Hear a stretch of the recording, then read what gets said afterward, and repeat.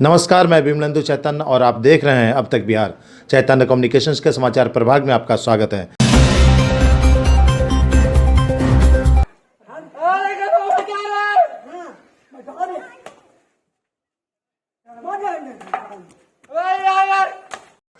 बिहार के गया से रोंगटे खड़े कर देने वाला वीडियो सामने आया है, जिसमें पिता अपने बड़े बेटे के साथ मिलकर छोटे बेटे को बेरहमी से लाठी डंडों से जल्लादों की तरह पीटता दिख रहा है।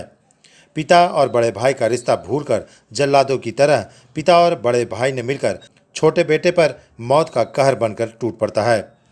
लहूलुहान छोटा बेटा जिंदगी की भीख मांगता गिड़गिड़ाता रहता है, लेकिन बेरहम जल्लाद पिता और बड़ा भाई मिलकर जान मारने पर आमदा रहे। यह पिटाई का लाइव वीडियो 26 जुलाई की है। पिटाई के लाइव वीडियो में बड़ा भाई चंद्रभूषण सिंह और पिता तारकेश्वर सिंह अपने छोटे भाई ललन सिंह को जान मारने की कोशिश करता दिख रहा है। पूरा मामला गया जिला के गुरारू थाना क्षेत्र के सरेवा डीहा की है। इस घटना की सूचना पर गुरारू थाना की पुलिस मौके पर पहुंची। घायल ललन सिंह को तत्काल गुरारू के प्राथमिक स्वास्थ्य केंद्र में इलाज कराया, लेकिन हालत की गंभीरता को देखते हुए गया के अनुग्रह नारायण मगध मेडिकल कॉलेज एवं अस्पताल में भर्ती कराया गया है, जहां घायल जीवन और मौत के बीच संघर्ष कर रहा है। यह कहानी है पिता पुत्र और भाई के रिश्ते को तार तार करने की। बहरहाल पुलिस हरकत में आई, लेकिन दोषियों को गिरफ्तार करने के 12 घंटे के अंदर ही न जाने किस परिस्थिति में जेल भेजने के बजाय मुक्त कर दिया गया। इस घटना की शिकायत परिजनों ने गया के वरीय पुलिस अधीक्षक आदित्य कुमार से की है। इस मामला संज्ञान में आया, हम लोगों ने तुरंत बोला है एसएचओ को कि इसमें केस दर्ज करके सबकी गिरफ्तारी करें, जो भी इसमें इन्वॉल्व हैं। जिस तरह की भी घटना है सब में उसमें एसडीपीओ साहब को भी इसमें निर्देश दिया गया है, जो भी न्याय संगत और तर्क संगत है उस पर कार्रवाई की जाएगी।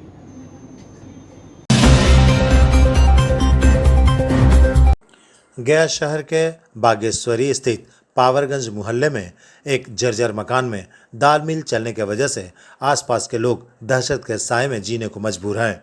इस इलाके के रहने वाले रामचंद्र साव का यह मकान है, लेकिन मकान की जर्जर हालत के वजह से आसपास के लोग खौफ के साए में जी रहे हैं। स्थानीय लोगों ने इसकी शिकायत संबंधित विभागीय पदाधिकारियों को भी की है, लेकिन मकान मालिक रामचंद्र साव और उनका परिजन भविष्य में होने वाली भयावह दुर्घटना से वास्ता नहीं रखते हैं, जिसके वजह से स्थानीय लोग काफ़ी आक्रोशित हैं। लोगों ने शिकायत की है कि इस जर्जर मकान में दाल मिल चलने से कभी भी कोई भी बड़ा हादसा घट सकता है। पावरगंज मोहल्ले के रहने वाले स्थानीय निवासी लबी सिंह बताते हैं कि इस मकान में दाल मिल चलने से लोग दहशत के साए में हैं। कई बार इसकी शिकायत मकान मालिक से भी की गई, लेकिन मकान मालिक ने कोई भी नोटिस नहीं लिया, जिसके बाद स्थानीय लोगों ने लिखित शिकायत संबंधित विभागीय पदाधिकारी से की है। जिस वक्त यह खबर प्रसारण की जा रही थी, उस वक्त एक तरफ का दीवार स्थानीय लोगों के दबाव में तोड़ दिया गया है, लेकिन अभी भी दाल मिल चल रहा है। आपको बता दें कि पूरा मकान पूरी तरह जर्जर है। इससे न सिर्फ आसपास के लोग खौफजदा हैं, बल्कि इस मकान में रहने वाले भी मौत के साए में जी रहे हैं। बावजूद इसके मकान मालिक द्वारा उदासीन रवैये के वजह से लोग आज भी आक्रोशित हैं। मकान काफ़ी जर्जर है, बहुत पुराना मकान है। इसमें मिल भी दाल मिल चल रही है कंटिन्यू, और इससे गली काफ़ी बिजी है। इससे लोग आना जाना करते हैं। किसी भी वक्त बड़ा हादसा होने का आशंका बना रहता है। ऐसा हादसा पहले भी हुआ है? हाँ, अभी कुछ 3-4 दिन पहले थोड़ा सा टूटा था, तो उसको इन्होंने रिपेयर करके छोड़ दिया, और उसके बाद कहने के बावजूद भी ये लोग कोई नहीं तोड़ रहे हैं। स्थिति में तो टूट भी रहा है, अंदर कहीं आप खुद से देख सकते हैं सर कि काम चालू है। आप खुद से देख सकते हैं कि मकान टूट रहा है कि नहीं टूट रहा है। आप खुद से देख सकते हैं। ये 4 दिन पहले 2 ईंटा तोड़वाए हैं, उसका भी बंद कर दिया इन्होंने। ये कुछ नहीं करते हैं, ये कुछ नहीं कर रहा है। कौन मोहल्ला है? ये पावरगंज मोहल्ला है। हाँ, मकान किनका है? मकान रामचंद्र साव का मकान है। क्या चीज़ होता है? इसमें दाल मिल चलती है। जर्जर मकान? हाँ, जर्जर मकान में दाल मिल भी चलती है और कंटिन्यू चल रही है अभी भी वर्तमान में। जितेंद्र प्रताप सिंह ने भारतीय जनता पार्टी का दामन थाम लिया है। 36 वर्षों तक लगातार कांग्रेस के नेता रहे जितेंद्र प्रताप सिंह के भारतीय जनता पार्टी में अचानक शामिल हो जाने से कांग्रेस में खलबली मच गई है। जितेंद्र प्रताप सिंह को भारतीय जनता पार्टी में गया जिला का सह संयोजक बनाया गया है। गया जिला उद्योग प्रकोष्ठ के संयोजक संजय कुमार सिंह ने बताया कि भारतीय जनता पार्टी में शामिल होने से जेपी सिंह के मान सम्मान में कोई कमी नहीं होगी। संजय कुमार सिंह ने जितेंद्र प्रताप सिंह के प्रति भाजपा में शामिल होने पर आभार व्यक्त किया है। उन्होंने कहा कि भारतीय जनता पार्टी को जेपी सिंह के भाजपा में शामिल होने से मजबूती मिलेगी और अपने कर्तव्यनिष्ठा और ईमानदारी के बदौलत पार्टी को ऊंचाइयों पर ले जाएंगे।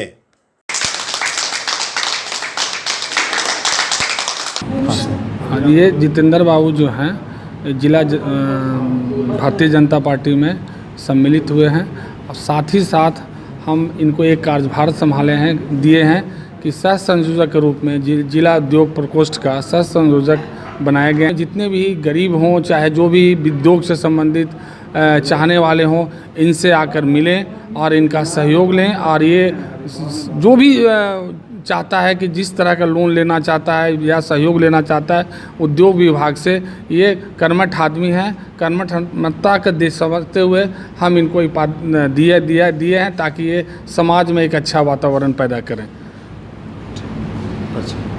परिचय हम जिला संयोजक उद्योग प्रकोष्ठ अध्यक्ष भारतीय जनता पार्टी। इस मौके पर मौजूद भारतीय जनता पार्टी के वरिष्ठ नेता नरेश चौधरी ने कहा कि जितेंद्र प्रताप सिंह के भाजपा में शामिल होने से गया जिला में भारतीय जनता पार्टी का उद्योग प्रकोष्ठ और मजबूत होगा। उद्योग की संभावनाओं पर कई कारगर कदम उठाए जाएंगे। नरेश चौधरी ने कहा कि भारतीय जनता पार्टी में शामिल होने से जितेंद्र प्रताप सिंह का कद और ऊंचा होगा।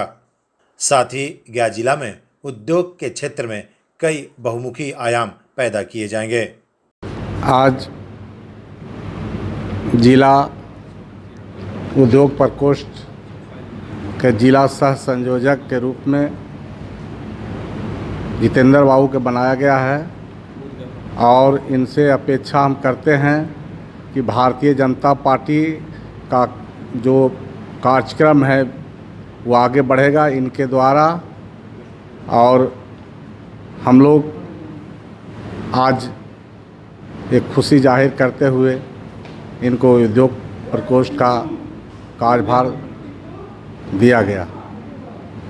नरेश चौधरी, भारतीय जनता पार्टी गया जिला उपाध्यक्ष। 36 वर्षों तक कांग्रेस में रहे जेपी सिंह ने कहा कि भाजपा में शामिल होने पर काफ़ी खुश हैं। बीजेपी के वरिष्ठ नेता संजय सिंह के प्रति आभार व्यक्त करते हुए उन्होंने कहा कि गया जिला में उद्योग प्रकोष्ठ निश्चित तौर पर एक नया आयाम तैयार करेगा, जिसके तहत लोगों को उद्योग के संभावनाओं से जोड़ा जाएगा और युवाओं के लिए संभावनाएं तलाशी जाएंगी। मुझे बहुत खुशी हो रहा है हमें जिम्मेदारी पा करके, और पार्टी के द्वारा जो भी निर्णय हमें दिया जाएगा वो स्वीकार होगा और हम तन मन धन से अच्छे काम करने के लिए कार्य करेंगे। पहले भी हम कांग्रेस में रह चुके हैं, हम कोऑर्डिनेटर रह चुके हैं। आज पहला बार हम पार्टी ज्वाइन कर रहे हैं, मुझे बहुत खुशी हो रही है। और आगे जो भी हमारे सीनियर जो भी आदेश करेंगे उसका हम पालन करेंगे। बिहार के गया में अपराधियों का नंगा नाच बदस्तूर जारी है। अपराधियों के काले कारनामे से गया के लोग खौफ के साए में जीने को मजबूर हैं। पुलिस अगर डाल होती है तो अपराधी पात सह और मात के खेल में हर बार पुलिस को मुंह की खानी पड़ती है। यही वजह है कि आज बिहार के गया में पुलिस के लाख प्रयास के बावजूद अपराधियों का मनोबल बढ़ा रहता है। ताज़ा मामला गया के मेडिकल थाना क्षेत्र का है। मेडिकल थाना क्षेत्र के काजी चक के रहने वाले राकेश रंजन उर्फ बबलू यादव पर पिछले दिनों हुए जानलेवा हमला में शामिल लोगों की अभी तक गिरफ्तारी नहीं हुई है, जिसके वजह से पीड़ित खौफ के साए में जीने को मजबूर है। मेडिकल थाना में दर्ज कांड संख्या 148/21 के मामले में सभी नामजद हमलावर फरार हैं। राकेश रंजन उर्फ बबलू यादव बताते हैं कि इनके ऊपर अपराधियों द्वारा एक नहीं दो बार हमले किए गए, लेकिन ईश्वर की कृपा से बाल बाल बच गए। जातीय दुश्मनी निभाने वाले अपराधियों पर कड़ी कार्रवाई करने के लिए राकेश रंजन उर्फ बबलू यादव ने गया के एसएसपी से गुहार लगाई है। हालांकि इस कांड में डीएसपी ने केस को ट्रू भी कर दिया है। बावजूद इसके पुलिस की पकड़ से अपराधी फरार हैं। आइए पीड़ित राकेश रंजन की कहानी उन्हीं की जबानी सुनते हैं। कांड संख्या 148-21 मगध मेडिकल। ये जो कांड संख्या है इसमें हम पर सर हमला हुआ। ये लगा करके 2 बार हम पर हमला हुआ। एक बार आज से साल भर पहले नन्हे पासवान और संजय राज इस केस में भी संलग्न है, और एक और अभियुक्त रवि कुमार वो भी इस केस में संलग्न है। ये तीनों आज से साल भर पहले गोलीबारी लेकर के हम पर हमला किया। उसमें भी हम बाल बच गए। मगध मेडिकल थाना प्रभारी जो थे वो अरेस्ट किए हैं उस पिछले केस में, और उसमें भी आर्म्स की बरामदगी की गई है। और पुनः फिर ये लोग दोबारा जो 148-21 जो कांड संख्या है इसमें पुनः हमारे घर पर चढ़ करके ये लोग हमला किया है।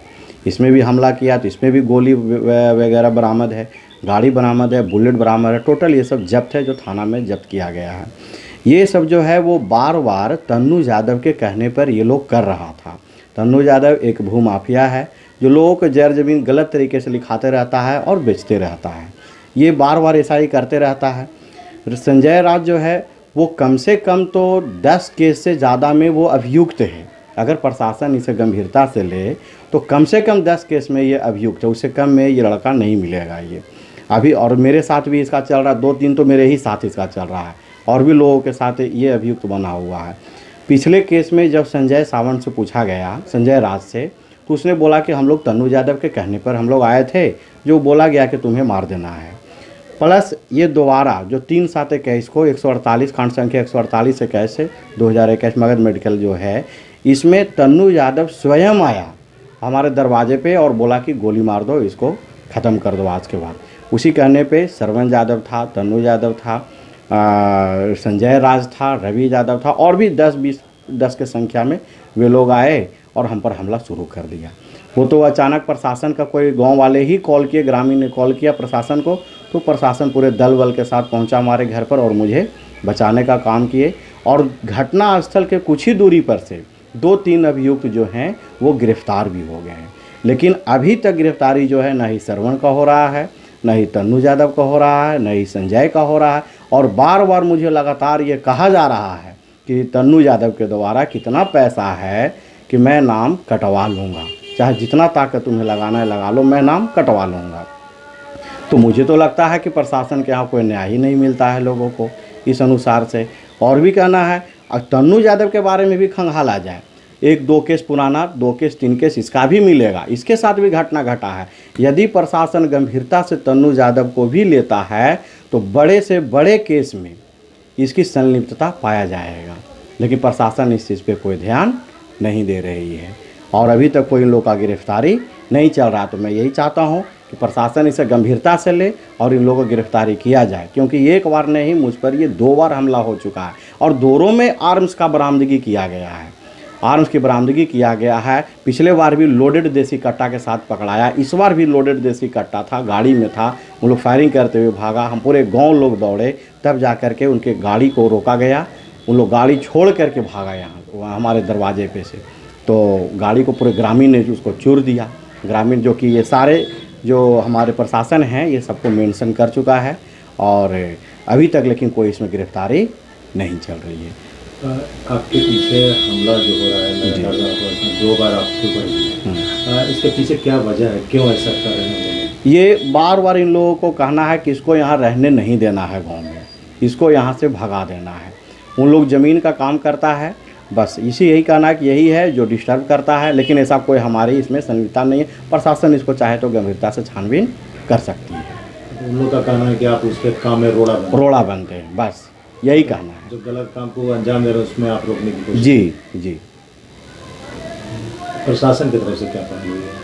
प्रशासन की तरफ से अभी तक तो कोई पहलू मैं ज़्यादा खास देख नहीं पा रहा हूँ, लेकिन घटना के बाद 2-3 का अरेस्ट किया गया है। लेकिन मैं चाहता हूं कि जो इसमें जो मुख्य आरोपी हैं सरवन तन्नू यादव जो है, जिसके कहने पे ये लोग बार बार काम करता है, जब उसको वहां पकड़ा गया तो सरवन को यादव को वो भी बोला कि तन्नू ही है इसमें, और प्लस ग्रामीणों ने उसको देखा भी कि तन्नू यादव गाड़ी में से बाहर निकला और बबलू पे हमला कर दिया।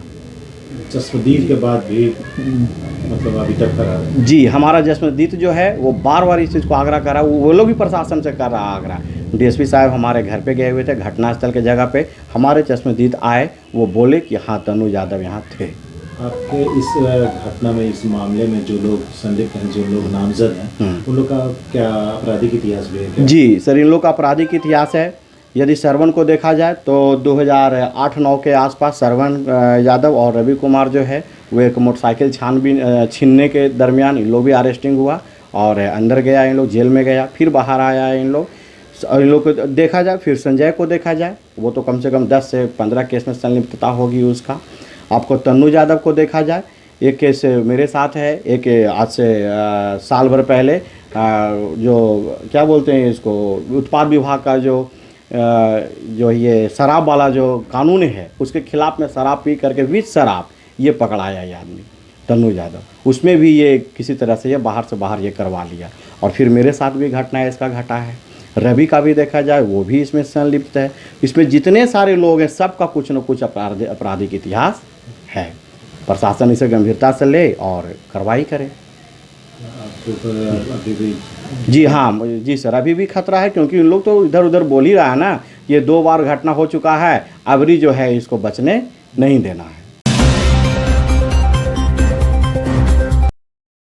भारतीय जनता पार्टी के गया जिला उद्योग प्रकोष्ठ के सह संयोजक जितेंद्र प्रताप सिंह के पुत्र बिट्टू सिंह के जन्मदिन पर लोगों ने शुभकामनाएं और बधाइयां दी है। इस मौके पर मौजूद शहर के चर्चित चार्टर्ड अकाउंटेंट अनिल कुमार सिन्हा के अलावे शहर के कई लोगों ने जितेंद्र प्रताप सिंह के पुत्र बिट्टू सिंह के जन्मदिन के मौके पर शुभकामनाएं देते हुए दीर्घायु की कामना की।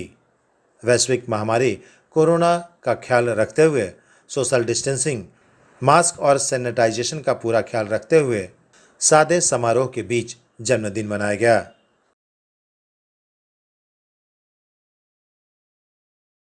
मैं अपने बेटे के बर्थडे पे दीर्घायु बनने का जो है और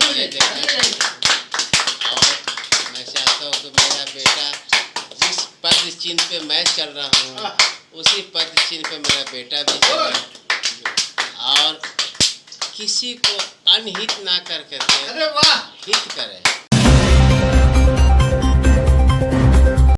वैश्विक महामारी कोरोना काल में Rotary Club of Bodhgaya agency ने मास्क, सैनिटाइजर और अनाज बांटकर लोगों की मदद की है।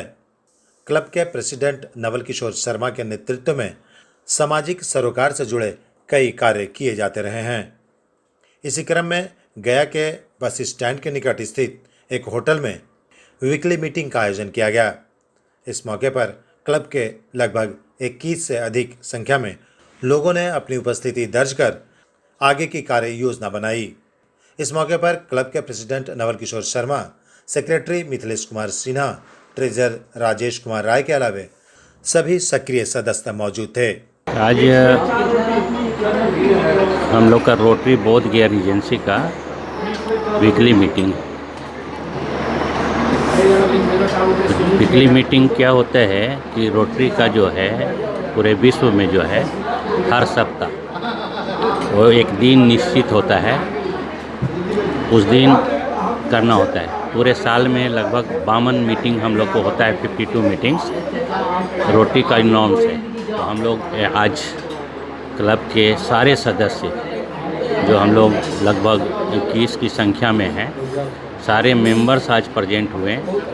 आज बहुत ही वीकली मीटिंग के साथ में ये आज के होस्ट हैं रोटेरियन राजेश कुमार जी, तो जिनके तरफ से आज सभी लोगों को वीकली मीटिंग के अवसर पर दावत दी गई है। और आज हम लोग जो है रोटी संबंधित बातें भी बहुत सारी किए हैं। एसएडी क्या होता है, डिस्ट्रिक्ट ड्यूज़ क्या होता है, मैगजीन ड्यूज़ क्या होता है, कैसे देना होता है, रोटरी क्या काम करती है, क्यों हम लोग रोटरी में रहते हैं, क्यों हम लोग रोटरी ज्वाइन करते हैं, क्यों हम लोग इतने पैसे रोटरी को देते हैं, ये सारे बातों पे आज चर्चा हुई। इस प्रकार से 2020 और 2021 जो अभी तक आम लोगों का जो जीवन जिस तरह से व्यतीत हो रहा है, कोविड-19 का जो प्रकोप हुआ है, उसमें बहुत से ऐसे घर परिवार जो है काफ़ी उस पर बुरा प्रभाव पड़ा है।